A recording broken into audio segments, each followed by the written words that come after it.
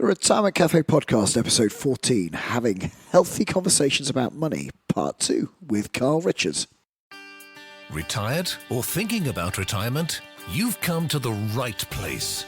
Welcome to the Retirement Cafe Podcast. In each episode, we bring you an important conversation with insight, tips and knowledge, all designed to help you live a fulfilling and successful life in retirement. Here's your host, Chartered Financial Planner and accredited later life advisor, Justin King. Hello and welcome to the Retirement Cafe Podcast. Thank you for joining me for the second part of this two-part series on having healthy conversations about money with none other than Carl Richards. If you missed part 1 of this series, you can find it on iTunes or your preferred podcast player. It's called Having Healthy Conversations About Money, Part 1. You can also find it on our website at theretirementcafe.co.uk. So to recap, a few weeks ago, I was really chuffed to be interviewed by Carl Richards for his new workshop, Talking About Money, that launches right around now. Carl Richards is an American certified financial planner, author and keynote speaker. He's best known as the sketch guy because Carl has honed the art of making complex financial concepts easy to understand with the use of simple sketches. These sketches have appeared weekly in the New York Times since 2010. The goal of Carl's Talking About Money workshop is to give you the tools to have a successful conversation with your spouse or partner about money, maybe for the very first time. When you sign up for Carl's workshop, one of the pieces of content you receive is this interview that you are about to hear. I'm honoured that my interview appears alongside well-known specialists in the field of money and communication, including wealth psychology expert and host of the Breaking Money Silence podcast, Kathleen Burns-Kingsbury. Kathleen is also an internationally published author and speaker. Dr. Sonia Britt-Lutter is another contributor to the workshop. She's an associate professor of personal financial planning at Kansas State University, who specialises in the somewhat new area of financial therapy, which includes helping couples deal with financial stress. Carl has kindly allowed me to share this part of this Talking About Money workshop on the Retirement Cafe podcast. In this part of our interview, we go on to talk about the importance of empathy and active listening in all great conversations. So let's get straight into the second part of my interview with Carl Richards. I want to dig into empathy a little bit. Justin, how do people, I don't know if we can kind of even break this down a little bit. How do you listen empathetically to a spouse or partner? I think it's about active listening. It's about intelligent listening. You know, if you observe most conversations going on in a coffee shop or a restaurant or a bar, what have you, or at home, it's good exercise. But just to sit there and just observe what's going on, and you see all the time, or you hear all the time, people jumping in before someone's finished their conversation. And what we need to do if we're coming up with, the difficult subjects that, especially in Britain, is, talking about money it's quite a taboo, really. People share with me stuff that they wouldn't have shared with anybody. And often I get a conversation with clients that I'm with partners, that they look at each other and they go, I didn't realize that about you. Because people don't want to jump into a conversation around money. It's something they'd rather not do, really. It's probably akin to kind of talking about, being excited about going to the dentist, So I think that if we can listen intently and observe the words our partner are using, and then instead of jumping in with comment, one of the responses we use all the time is, in my conversations, when I'm facilitating these conversations, is someone will say something and I'll just say, is there anything else? And then there's a pause. And more often than not, there's more. And in the conversations I have, I there's some rules of the game, I suppose, which are, I ask one partner over the other, I say, look, would you mind if just for this moment I talk to your partner and your partner alone, and all I want you to do is just listen. All I want you to do is observe the conversation, and actually at the end of the conversation, I'm not going to ask you anything about how you what do you think about what's just been said, because that's full of judgment. What I'd really like to know is, when you heard that, when your wife said this, how did that make you feel? And those are the rules of the game. And then that facilitation. So people doing this at home themselves, I think, first of all, it's difficult. I think it really is. I mean, it's really hard. And I think I know what I'm doing, and I find it really hard with my wife. But if you can just ask the question, listen intently to the answer, give them space to say more, to not be in judgment of them, not be in judgment of the conversation, and allow them to tell you what's really truly important and what are the fears and hopes and dreams around their money, what scares them, what inspires them, and then flip it around and say, now it's my turn. How about you? How about you? Tell me about your relationship with money. What does it mean to you? What's the impact on your life? Does it scare you? Does it inspire you? Does it fill you full of fear? Does it fill you full of hope? Tell me about, what it is. Yeah, so good. Interesting. I have a bunch of directions that I'd like to go based on that response, but let me just repeat a few things just to make sure that people we take this away. So the one thing, this idea of you used the term active listening. You also said intelligent listening, which I like as well. And then rules of the game. And I think this as I've worked on the material for this entire workshop, this entire project, sometimes it feels really kind of clinical and sterile, and you can even.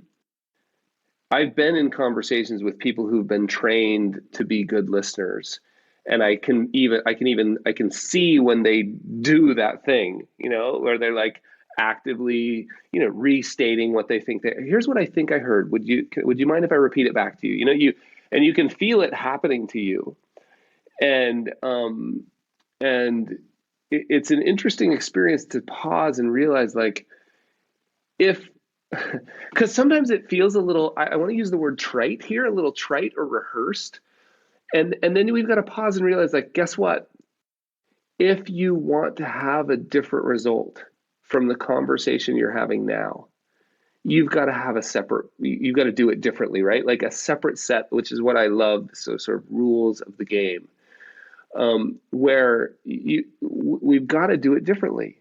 And we've got to realize, first of all, no one has ever taught you this. Like, no one taught me how to talk about money, because I was taught I could talk to anybody about money as long as they didn't make more than me or make any less than me, which left me, right? Like, so yeah, no one, and all around the world, everyone tells me there was 4 things they were taught never to bring up in polite company, money being money, politics, sex, and religion. And so we have to do this.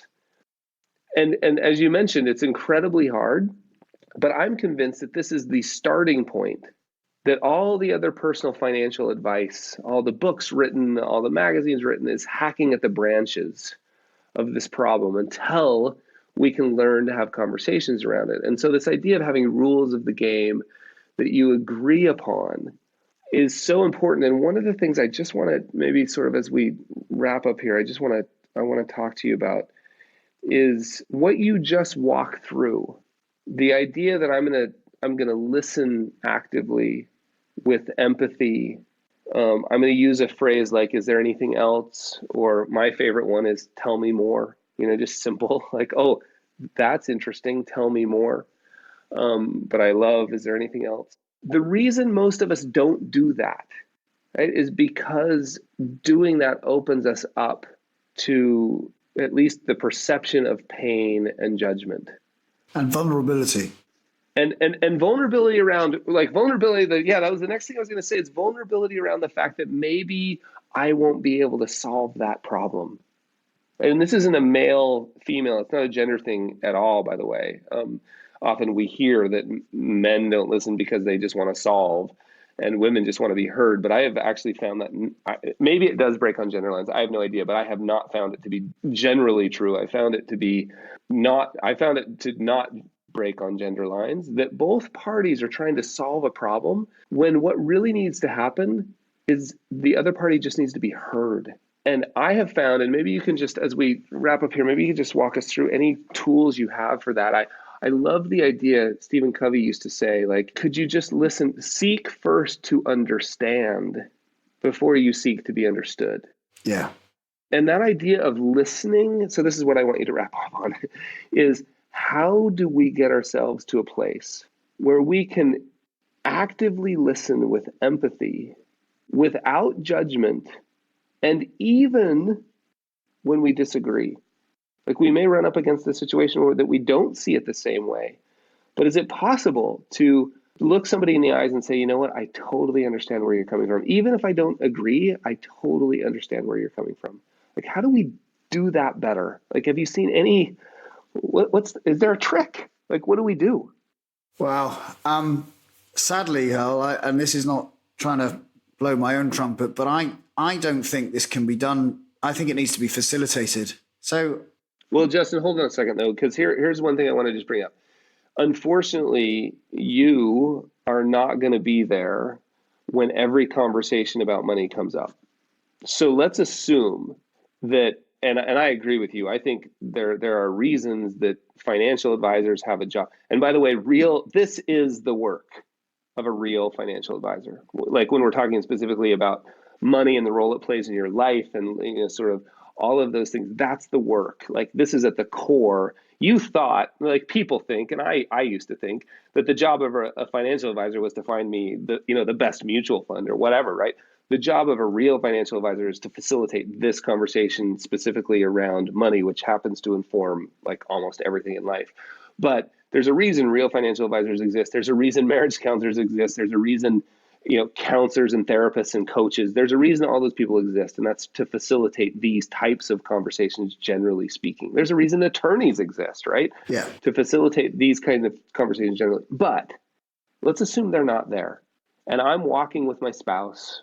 We can't go to the stereotype of holding hands on the beach, but let's just say I'm walking with my spouse and we're having a wonderful dinner or something, and up comes a future goal. Hey, what should we do next summer? And my spouse says, I'd really like to take that trip. And boom, as soon as I hear the word trip, my mind goes $8,000.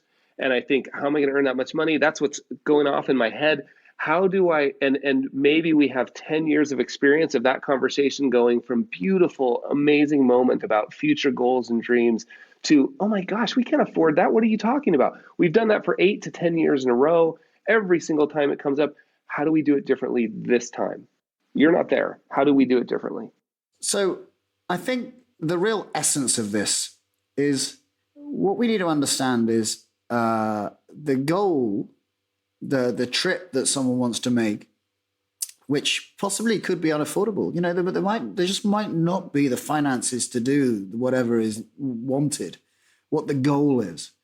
But what I really want to understand, and I think this is a good thing for any couples talking to each other, or even friends talking to each other, is just go, so let's really investigate this trip that you'd like to make. That just sounds fantastic, this trip. First of all, let's get into that. Tell me about this trip. Tell me about where are you going? What are you doing? What is it all about? And infuse and be inspired by that. But then go, let's tell me what this trip is really going to deliver. Emotionally, spiritually, kind of fulfilling. Tell me about how it's going to be. How are you going to feel?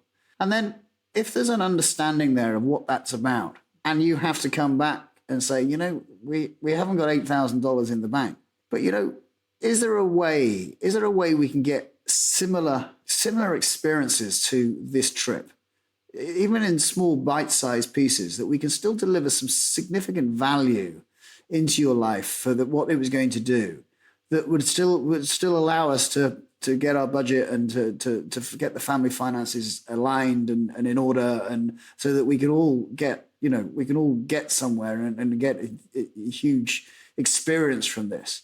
And I think if you've listened intently to someone and then you've understood them, and then you don't put a kibosh on it, you don't go, no, we can't do it. You really start to go, right, I understand how important this is to you. But if for some reason that we haven't got the funds available to us, but let's work on the basis that we can, but if for some reason we can't, how else can we deliver the similar experience that would into your life that would still get you to that place?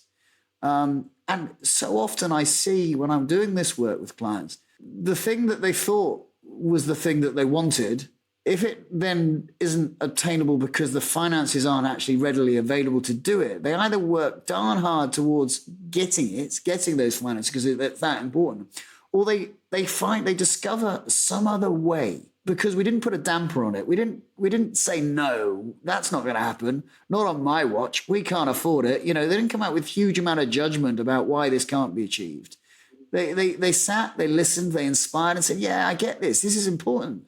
Okay, let's see how we can make this work. And if there's any reason we can't make it work, let's work on the other experiences of what it would be like, how else we could deliver it. Maybe not for $8,000, but for some other way.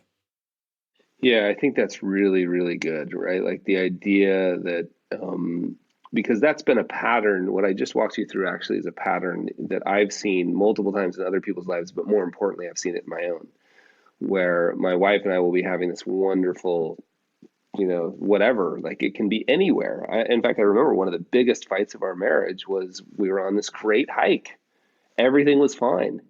And then my wife brought up some idea that she wanted to go do. And then again, my wife's got a degree in finance. It's not, she's not the spender and I'm not the calculator. This has nothing to do with gender. I'm just using an example. It's more often what it is she's very open to kind of opportunity and abundance.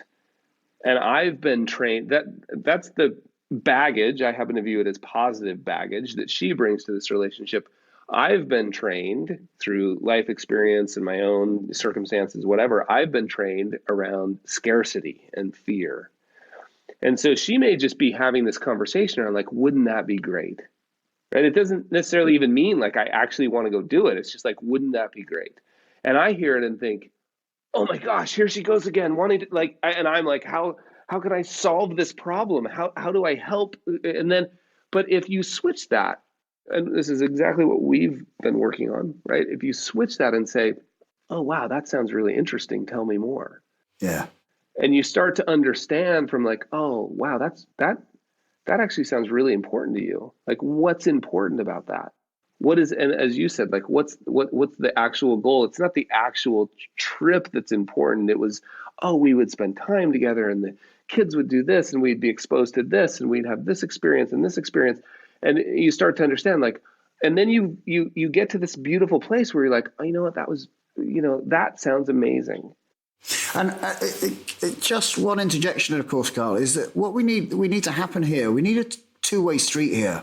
So we need a flip side. So if we were talking about the conversation you've just had there with your wife, with the knowledge that the baggage that you're bringing, and then her comments, and then if flipping it around, I'd be then coaching her to say, okay, so let's understand how Carl comes to this table, okay, and how what's his makeup, and then understand that. Let's get a joint understanding of the finances available, what's important to each other, what we're trying to do on a long-term strategy to make sure that we cover all the fears and dreams and wishes of each of us. Understand how important both of these aspects are.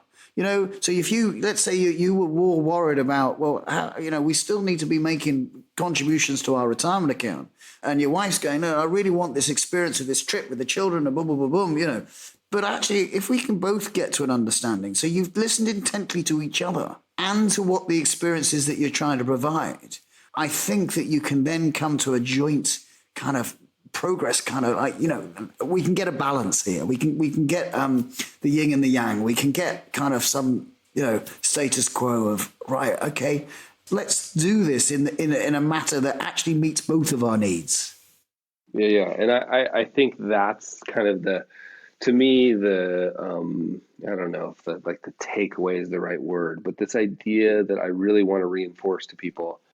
And obviously, as a reminder, it's funny. Like I'm no longer ashamed of talking about the experiences that I have personally because I happen to be human, and so does everybody else. And I'm sure if we had more time, you could tell us stories from your life too, right? Like, yeah, absolutely. These are tough. We all have them, and so the idea of being empathetic is not a challenge. But realizing that like what we need to, I've even found it useful to say, hey, and I've had to do this at work too. Are we talking about a project we actually want to do here, or are we brainstorming for fun? Yeah. Right? Because sometimes, and I have this problem. I like this happens to work at all the time. I've got people that work on the team here that are amazing and they're executors. And if I come home and I'm like, I want to do this and this and this and this, I can see in their heads they're thinking, oh, I should be taking notes because we're going to do this. And I've had to learn to say, no, no, no, relax. We're just totally brainstorming here. And I've actually learned that some of my team don't like to brainstorm. They don't enjoy it. They are executors and they're awesome, amazing at executing. They don't want to brainstorm. And that was a revelation to me. I was like, what? People don't like that?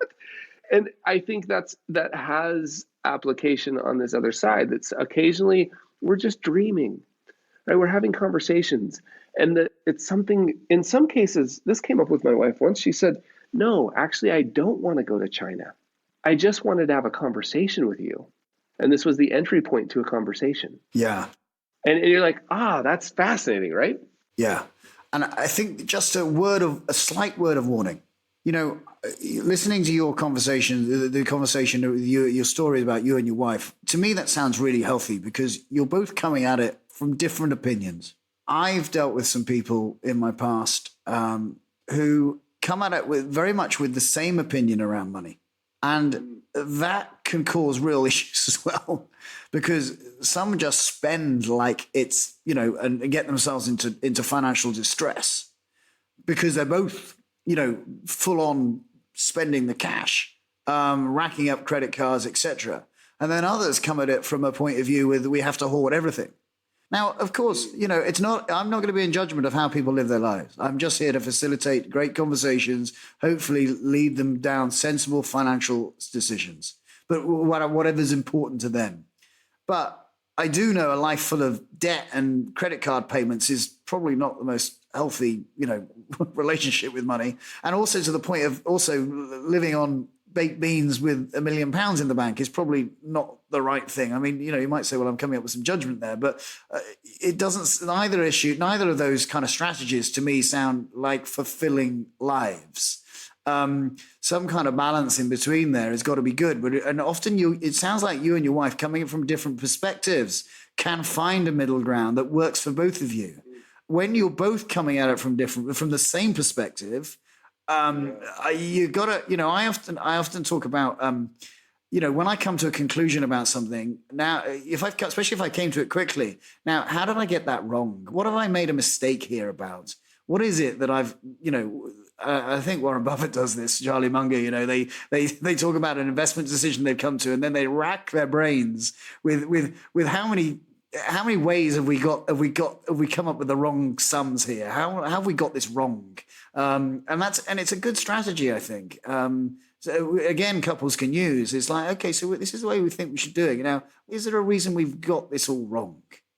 Yeah, I love that. I've got a friend that he says that he likes to go into every conversation he has with everyone, assuming he's wrong. Yeah. And he doesn't do it like with a stick beating himself up. Another way to say that would be, I like to go into every conversation being curious, or I like to go into every conversation assuming the other person has something to teach me. And I love that idea of, and then the other piece about coming at it from the same perspective, either spendthrift or hoarding or whatever. Like, I love, in order to deal with that, whether or not that's an issue or not, but just that thing there, we've got to be having conversations about, these sort of underlying, like, why are we doing these things? Like, what are our values? What I even love, even better than values, is I love the sort of purpose. And that requires, and this is sort of where we really should wrap up just for time, that requires us to have some different conversations about money. Back to where we started. It's not about looking at a balance sheet or a bank statement. It's about saying, hey, what's the purpose of this, right? Like, why are we doing these things?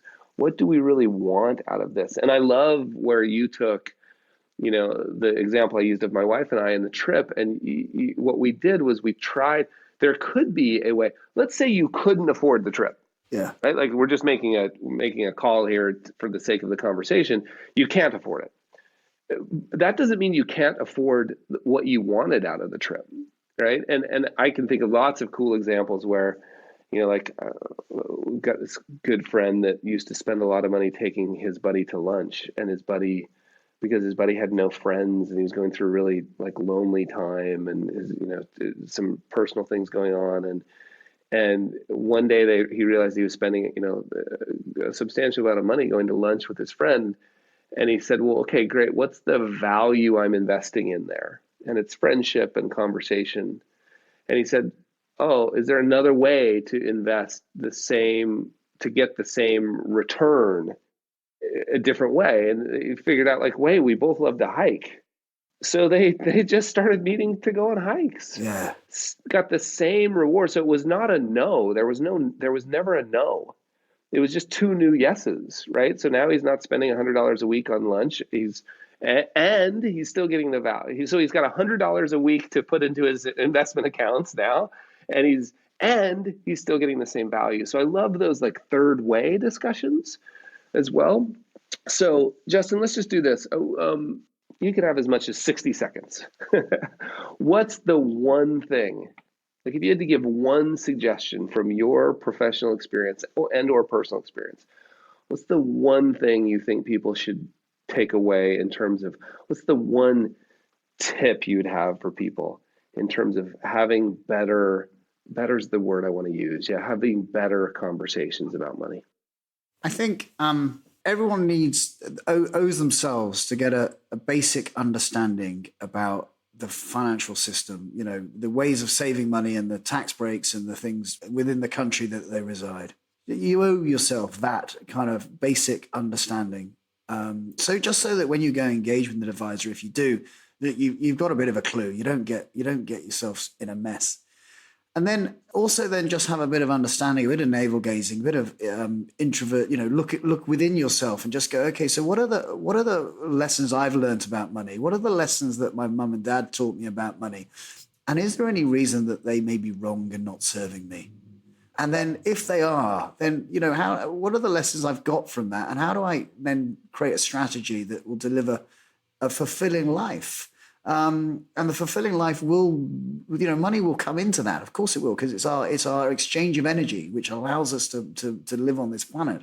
So get an understanding, and then, of course, get advice, but then just work out what's truly important to you and to the people around you, and work towards that and get the financials to build a strategy to deliver that to you. Don't build money just for money's worth. Awesome, Justin. Thank you so much for taking the time to chat about this. My pleasure, Carl. A massive thank you to Carl for inviting me to be part of his new workshop, which you can find out more about at theretirementcafe.co.uk. Here you'll find the show notes and a link directly to the workshop webpage. You can also read about who's coming up on the podcast in the next few weeks. Once again, lots of people have been leaving reviews on iTunes and some comments and some 5-star ratings, which is really fantastic and really helpful to get the podcast out to lots more people. So if you can take the time to do that, I'd very much appreciate it. If you have enjoyed the podcast, just let me know, and also let me know of other guests or information that you'd like to know to help you enable you to have a successful retirement. Until next time. This is Justin King, helping you feel more informed in your retirement. Thank you for listening to the Retirement Cafe podcast with Justin King. To find out more, you can find us online at theretirementcafe.co.uk.